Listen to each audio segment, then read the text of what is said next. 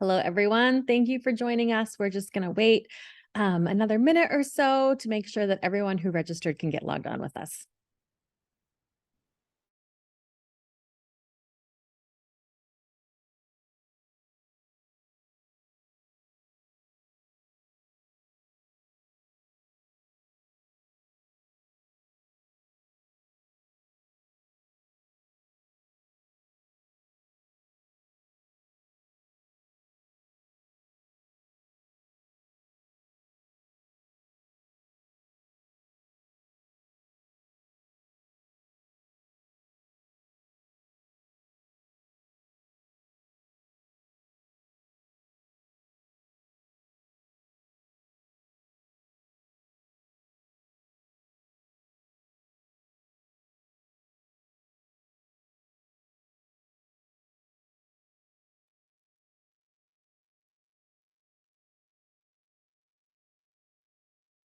All right. Hello and good morning. Thank you for joining us for our webinar today from the Book of Lists to SEO. We are excited to walk you through the site crafting archives, evolution of our marketing program over the years, and also to share what all of this means for us where we are today. Before we get started, we would like to do a land acknowledgement. Land acknowledgements are statements of formal recognition to acknowledge and respect the Indigenous peoples and their traditional territories on which the event is taking place. Today, we are broadcasting from Site Crafting headquarters in Tacoma. And we'd like to acknowledge that we are on the traditional homelands of the Puyallup tribe. The Puyallup people have lived on and stewarded these lands since the beginning of time, and they continue to do so today.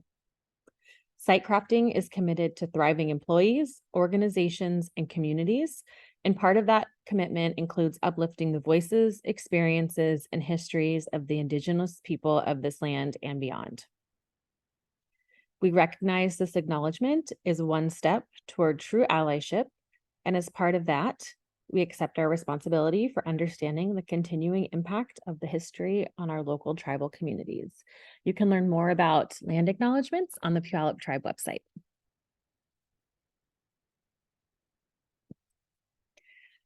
So we are Site Crafting. We are celebrating our 25th year in business. We are a full service digital agency, but we started out in 1998 as a website development company. Our founder and president was teaching kids to code as an after school program. Those kids had parents. Some of those parents had businesses and they wanted websites. So Brian helped them build websites, and the rest, as they say, is history. We proudly call Tacoma home and have called Tacoma home for 25 years. We have intentionally chosen to stay in Tacoma. Most of our employees live and work in Tacoma and the surrounding areas. We are a team of 34 developers, experience researchers, HR and finance professionals, project managers, marketers, brand strategists.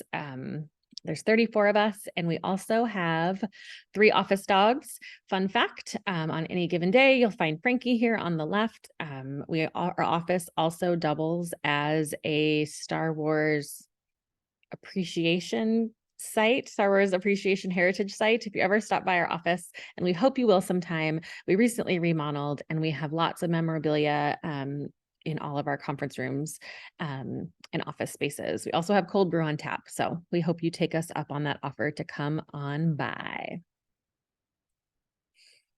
So you were promised a conversation with me and my counterpart, Angie Carson. I am the brand manager here at Site Crafting, but a little bit of background. My background is very similar to Angie's background. I am a South Sound native, graduated from Five High School. Woot woot. And I have lived in Stillicum for the majority of my life. Angie and I we have similar backgrounds. I studied journalism and PR at Western, and Angie, I know you studied the same at Wazoo. We met, oh my gosh, 10 years ago working in Tacoma. I've been working in Tacoma for 15 plus years. During that time, I've done many things, and I know you have too. Yes, yeah, we met a long time ago. But I have been an internal communicator, social media, website administrator, and then for the last 8 years at Site Crafting, I have been helping clients with content strategy for website redesign projects, as well as digital marketing, which includes search engine optimization, search engine marketing, social media strategy, copywriting, content marketing, all of it. We do it. That's right. My path has been a winding journey through many of those similar things. I've been at Site Crafting now for almost 4 years. So I oversee our marketing and communications efforts for our company, as well as support clients with branding work and brand strategy. Before we dig in, Jen, I also want to call out that we will have time for question and answers at the end. So at the bottom of the screen, there is a Q&A button. So if you have any questions while we are chatting, feel free to type them in there and we can refer back to them at the end and hopefully answer your questions. Yes. Wonderful. And thank you. So why are we here today? Today's webinar started in a storage unit at Tacoma Self-Storage in January 2023. When we remodeled our office, we also decided that it was time to clear out our storage unit that we had for many, many years, just a few blocks from our office. We found lots of things in there, many print publications, including multiple copies of the 2008 Business Examiner when Site Crafting was named a fastest growing company. We also found many copies of the News Tribune, as well as a giant plaque from 2009 when Brian was on the front page of the News Tribune as being the small business leader of the year. That was also the same year that the Obamas added their dog Bo to their family. And we know that because that is also on the placard, was part of the newspaper coverage that day. And what else did we find in there? Marketing collateral. So every piece of marketing collateral we'd ever printed, backdrops, branded tablecloths and banners from when we were deeply involved in the conference circuit, Christmas ornaments, cases of notebooks, and one piñata. Among the print collateral that brought joy to my heart was the Book of Lists. So for those of you that don't know, the Book of Lists still exists in a different iteration, but back in the day, it was the way to show how your business ranked within your business community. So in the years 2008, 2009, 2010, I remember at the agency I worked at, I was the point of contact for our Book of Lists. So I would submit the information about our agency, who we were, how many employees we had, what our revenue was, what our specialty was, our services, client lists, and submit that. And then a little while later, we would get a print copy and we would look through it to see who was doing what in the community. And it was a really, really important touch point. It was a way to stay top of mind. It was a way to stay connected. And it was a way to demonstrate your rankings.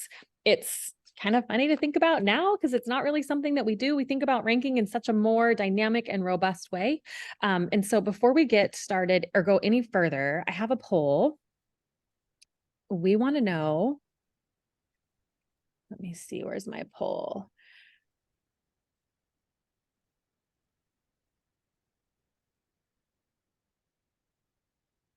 So we want to know, what do you consider your number one way to advertise your business?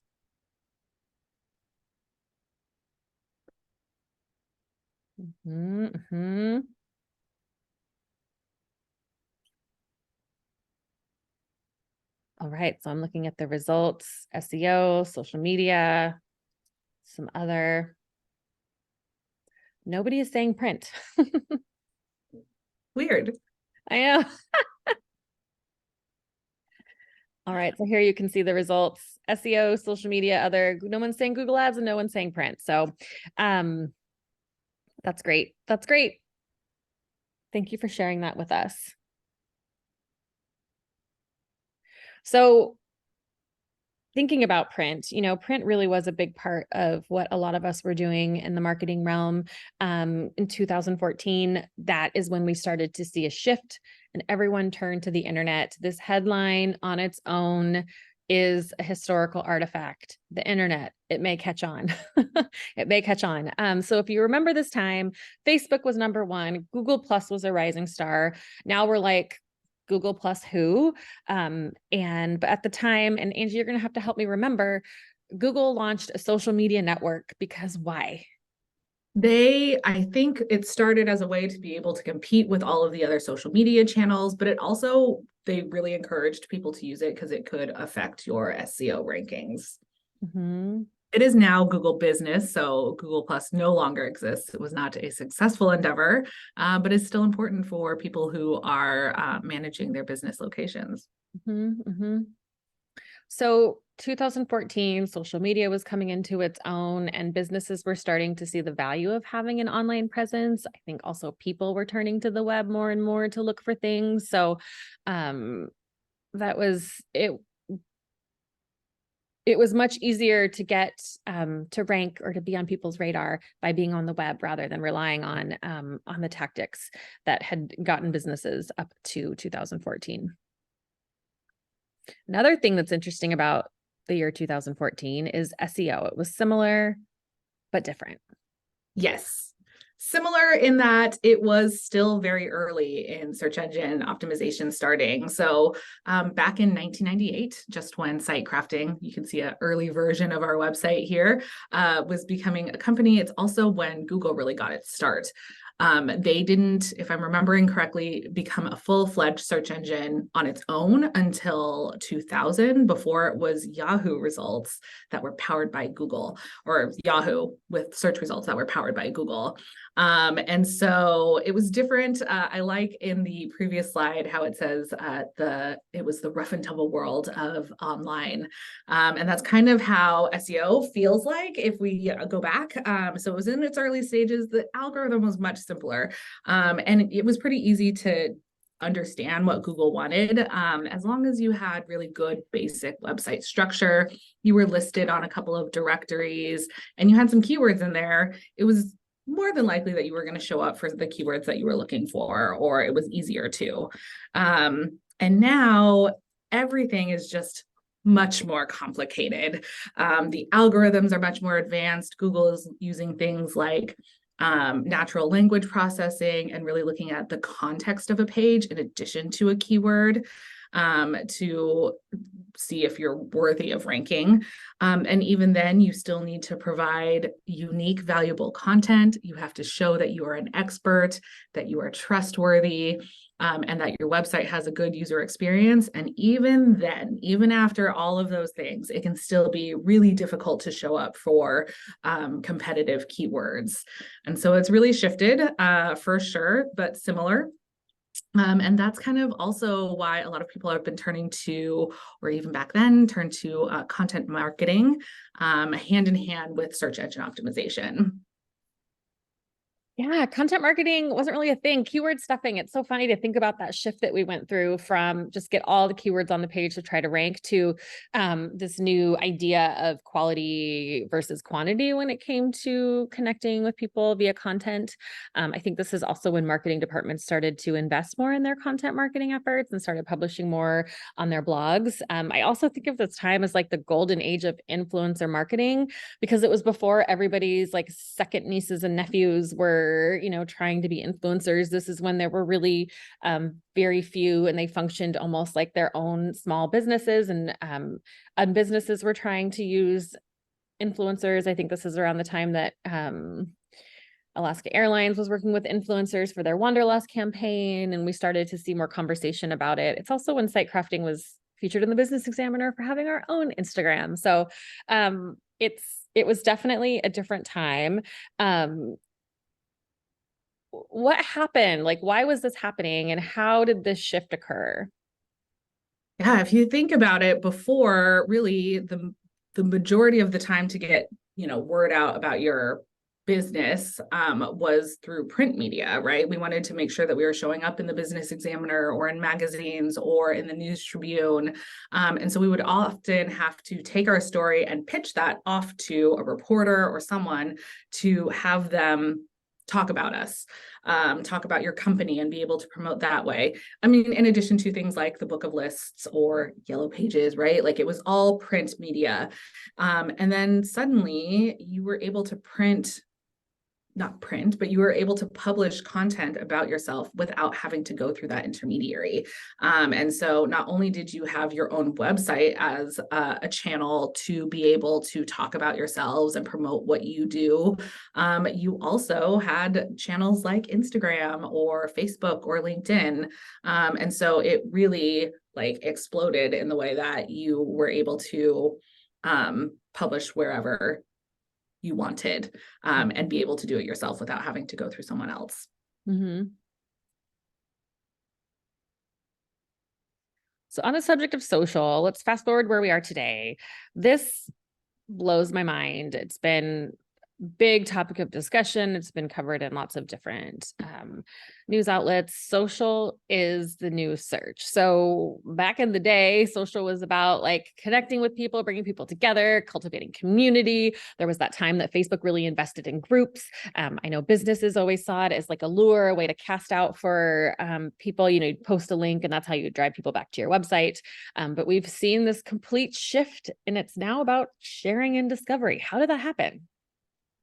Yeah, I mean, social has really become the place to reach out because you have a captive audience, you know who your audience is, and they're right there and they want to engage with you.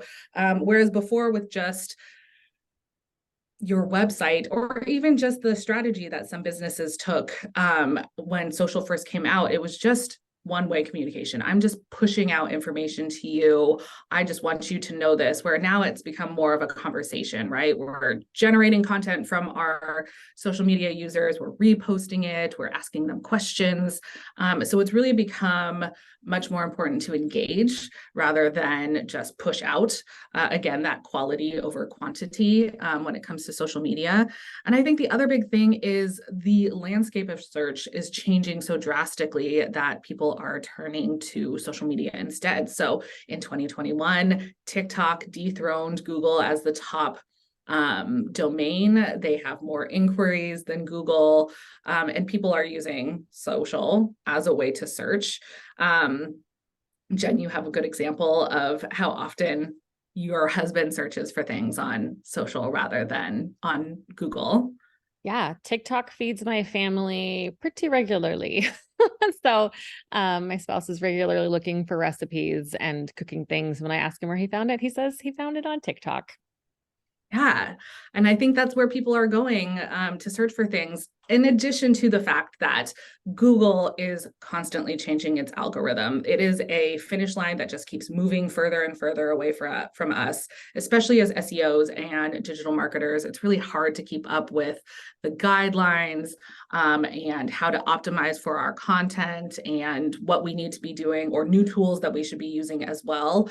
Where I think, you know, social is something that we can harness a little bit better ourselves and be able to reach out to audiences that we know are there and want to engage with us. Mm-hmm. So we can't have a webinar in 2023 without talking about AI. How is AI impacting all of this? And it's impacting everything. We've heard it in all of the conferences that we've been going to. It is like the topic of almost every email from all of the different companies and groups that I follow. But it's really impacting everything from SEO to copywriting. So for SEO, it's Google has started experimenting with AI generated results in your search engine result page that are based on more than just the keyword that you typed in, right? So it's looking, Google really wants to personalize that search and give you results that are based on your location or things that you might have previously searched for. So it's trying to take into context what you as a person have looked at before to give you those results. And then people are also using tools like ChatGPT and Bard to do more in-depth searches. So they're not even going to like a browser. Well, they're going to ChatGPT. A good example is we recently bought a new car. And what used to take my husband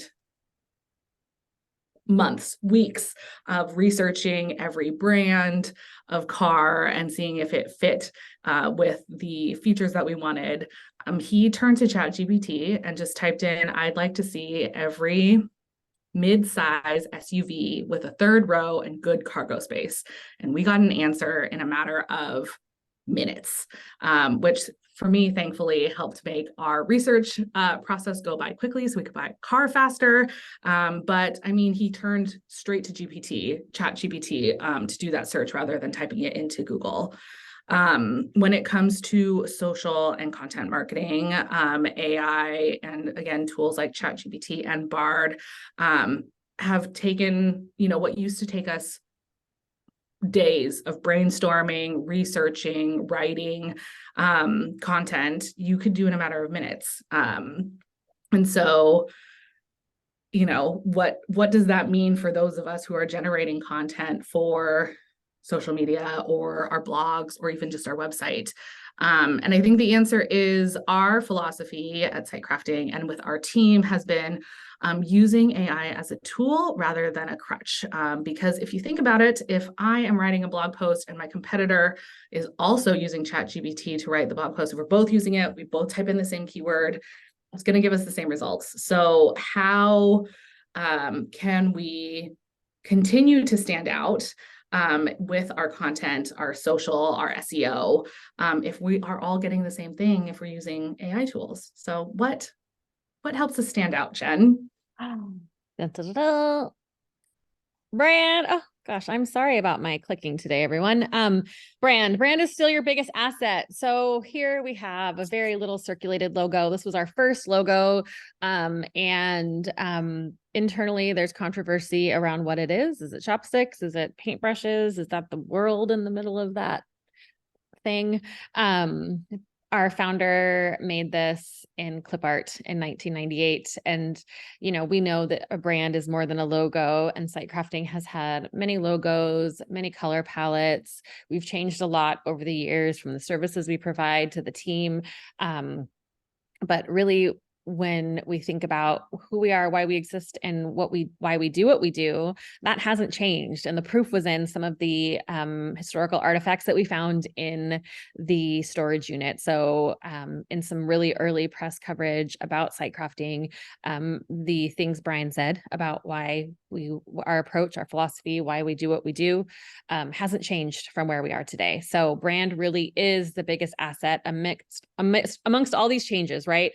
PR, advertising, SEO, all these things are smashing together, but really what holds it all together and what will keep people connected with you is your brand. Your brand is how you differentiate. Your brand is how you build trust. Your brand is how you build credibility and make those meaningful connections with your audiences.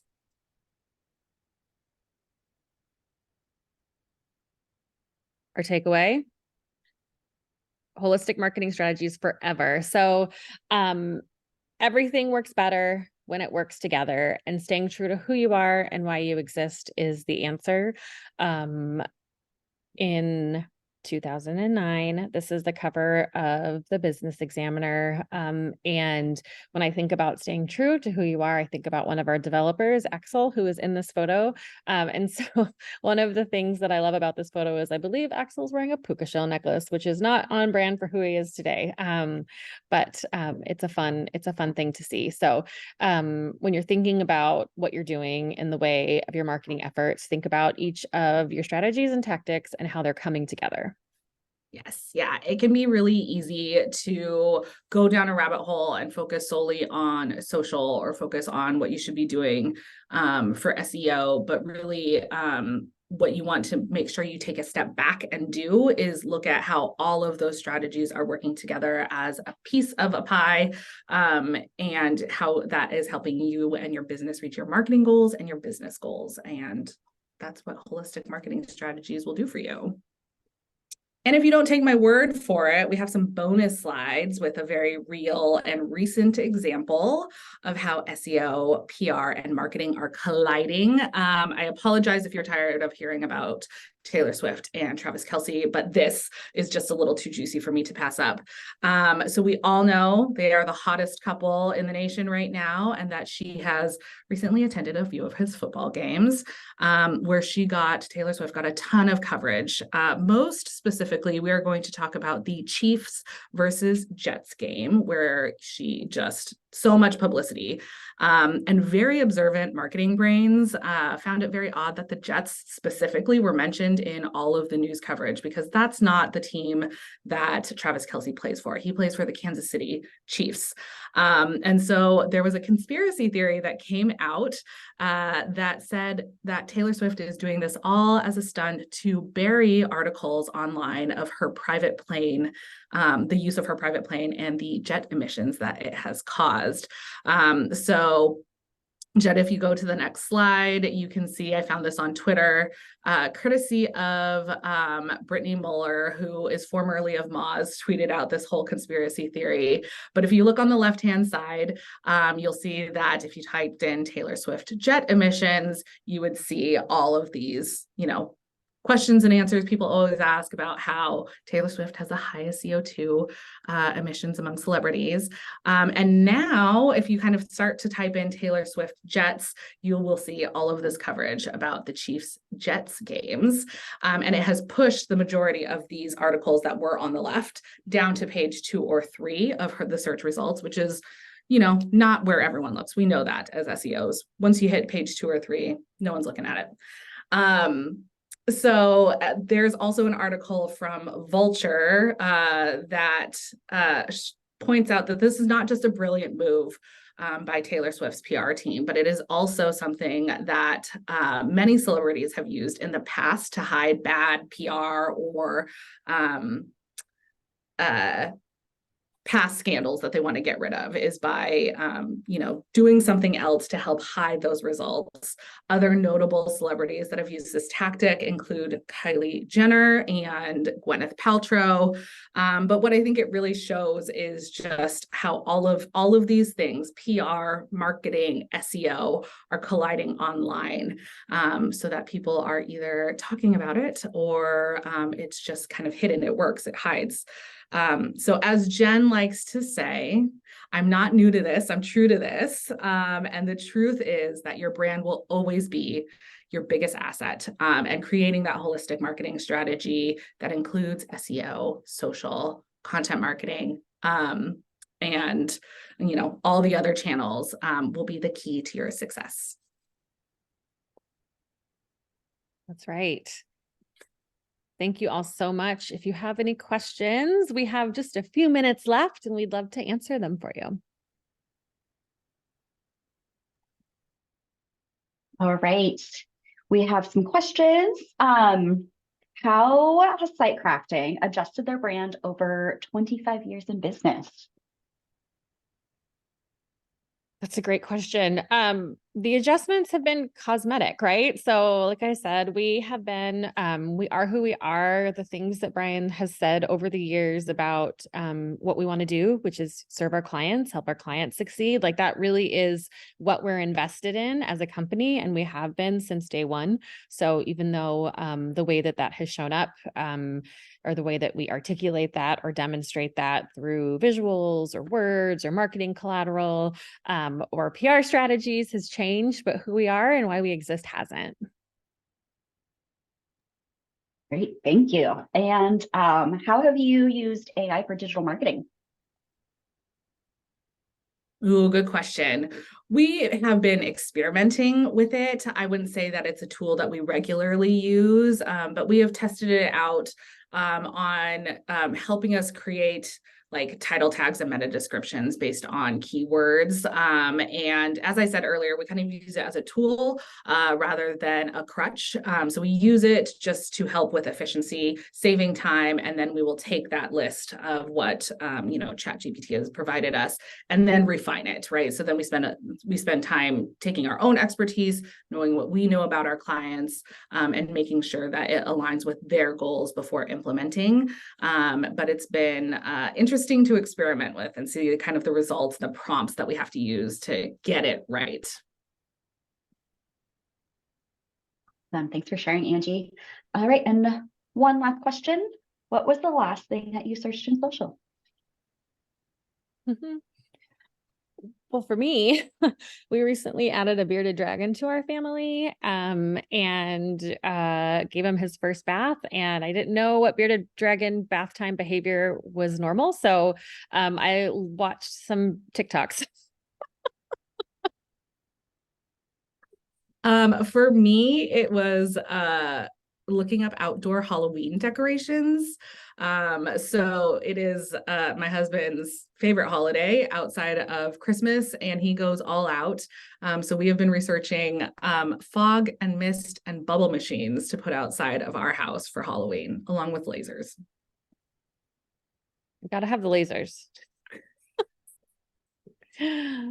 Great. Well, thank you, everyone. We're at time. We appreciate everyone. We thank you all for joining us and giving us your time. We hope we answered your questions. And if not, you know where to find us. Please reach out via email or social, and we would love to keep this conversation going.